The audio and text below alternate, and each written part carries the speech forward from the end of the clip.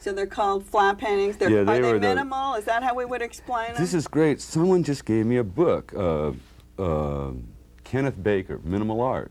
And it's this big book. And in it, he just talks about the term minimal was first John Graham, an American expatriate living in Paris. He develops the ideology, and Baker talks about how he never really fulfills it. His paintings came nothing close.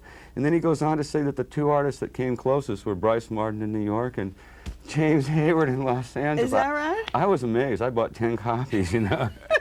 Gave one to my mom. Look, Mom. When we talked about minimalism, you said, no, it's reductive. Minimal has always seemed to me more sculptural. Reductive seems to be, in my own work, it's not based on any philosophy. It's just this conscious desire to get rid of the extraneous. And there's, you know, my life is so full of extraneous, and I think yours might be too. No, we don't want anyone to hear that. I couldn't get rid of anything, though. Well, see, if you painted, you could. You can just start eliminating things, and it's, you know, things that don't need to be there. Paintings are always, every painting's a shape and a surface and color for the whole tradition, back, you know, hundreds of years. But when you add something, I hope you have a really good reason, because it just slows the paint down.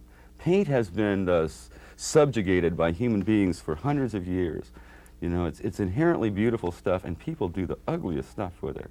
But you can't call can you call your work abstract, then?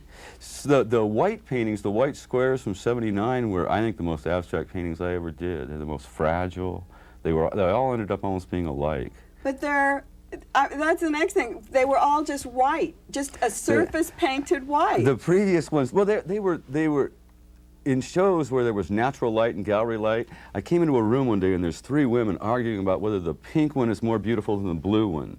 And it was just the light. They both had the qualities to be either. They were both white. Yeah, they both had red, yellow, blue in them. So I just moved them, and the one that had been pink was now blue, and the one that had been blue was now pink. And I just left the room because both paintings had those properties. They live in light.